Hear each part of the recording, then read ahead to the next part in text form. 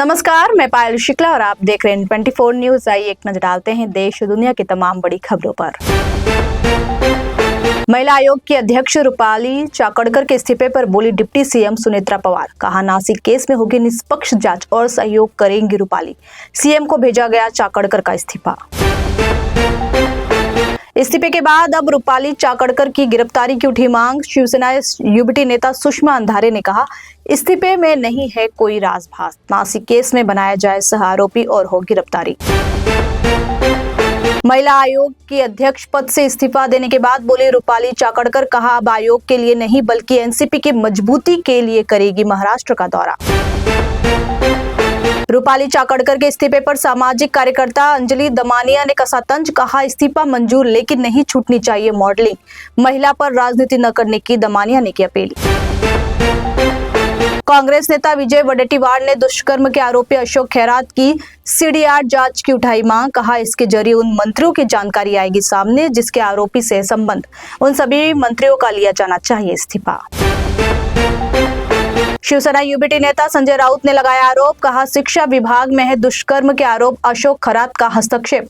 राउत ने मंत्री दीपक केसरकर का इस्तीफा लेने की उठाई मांग।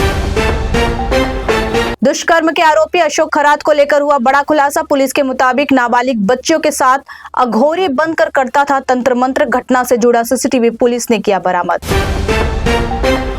मुंबई समेत समूचे राज्य में अभी भी जारी है गैस की किल्लत। सिलेंडर पाने के लिए लोग लगा रहे हैं लंबी लंबी लाइन।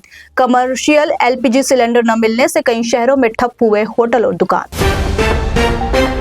सोने चांदी के दामों में जारी है गिरावट। 24 घंटे में सोने की कीमत में 4,000 और 6,000 रुपए कम हुई। चांदी की कीमत 1,48,000 रुपए हुई प्रति 10 ग्राम सोने की कीमत। मुंबई, दिल्ली और कोलकाता समेत समूचे देश में धूमधाम से मनाया गया ईद उल फितर का त्योहार। मस्जिदों में ईद की नमाज के लिए उमड़ी भीड़। मुस्लिम समुदायों ने सुबह की नमाज अदा कर अल्लाह का शुक्र अदा किया और मांगी अमन चैन की दुआ। स्टेट परिवहन की आर्थिक स्थिति मजबूत करने, आय बढ़ाने और खर्च कम करने की दिशा में सरकार ने उठाया बड़ा कदम। बसों को अब 5 रुपए प्रति लीटर सस्ता मिलेगा डीजल।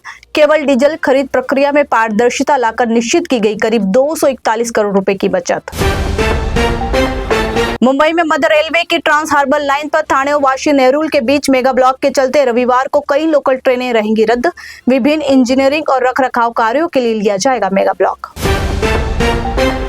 मुंबई में 15 डिब्बे की लोकल ट्रेन चलाने की योजना। ठाणे और डोंबिवली स्टेशनों पर प्लेटफॉर्म विस्तार के चलते 21-22 मार्च को लिया जाएगा ब्लॉक। कई लोकल और एक्सप्रेस ट्रेनों का संचालन होगा प्रभावित। रेमंड ग्रुप के मैनेजिंग डायरेक्टर गौतम सिंघानिया मालदीव में एक स्पीड बोट हादसे में हुए शिकार। उन्हें एयरलिफ्ट कर लाया गया मुंबई, जहां उनका इलाज है जारी। घटना में रैली ड्राइवर हरि सिंह और एक अन्य दोस्त बताए जा रहे हैं लापता। कोलकाता में ईद पर ममता बनर्जी का सियासी वॉर। बीजेपी पर हमला बोलते हुए कहा जो बंगाल को छेड़ेगा वो होगा बर्बाद। यूपी के मथुरा में भारी बवाल। गौ रक्षक की मौत पर लोगों ने कर दिया सड़क जाम। पुलिस और स्थानीय लोगों में हुई झड़प।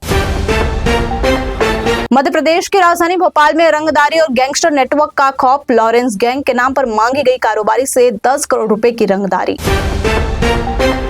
दिन दहाड़े फायरिंग से दहला चंडीगढ़। सेक्टर 9 में जिम के बाहर युवक पर बरसी गोलियां। अस्पताल में इलाज के दौरान हुई मौत। यूपी के अंबेडकर नगर में गुजरात एटीएस ने किया ड्रग फैक्ट्री का भंडाफोड़। 20 करोड़ की मेफेड्रोन बरामद। 5 आरोपी गिरफ्तार। देश के कई हिस्सों में बेमौसम बारिश की मार। कई राज्यों में बारिश और ओले गिरने से फसलों को नुकसान। कृषि मंत्री शिवराज सिंह चौहान ने सटीक आकलन के दिए निर्देश। मिडिल ईस्ट में जारी महायुद्ध के बीच एलपीजी पर आई गुड न्यूज। हॉर्मुज स्ट्रेट पार करने वाले हैं भारतीय झंडे वाले 2 और गैस टैंकर। मिडिल ईस्ट में चल रहे संघर्ष और कच्चे तेल की कीमतों में बढ़ोतरी के बीच भारत में प्रीमियम पेट्रोल के दाम में बढ़ोतरी। प्रीमियम पेट्रोल की कीमतों में 2 रुपए 30 पैसे का इजाफा। नॉर्मल पेट्रोल के दाम में नहीं किया गया कोई बदलाव। 1 अप्रैल से लागू होंगे इनकम टैक्स के नए नियम। इस नए कानून के आने से टैक्स सिस्टम बनेगा सरल, अनुपालन बेहतर होगा और मुकदमेबाजी भी घटेगी। पुडुचेरी विधानसभा चुनाव के लिए भाजपा ने 9 उम्मीदवारों की पहली सूची की जारी। पीएम मोदी की मौजूदगी वाली बैठक में गृह मंत्री नम शिवायम समेत दिग्गजों के नाम हुए फाइनल।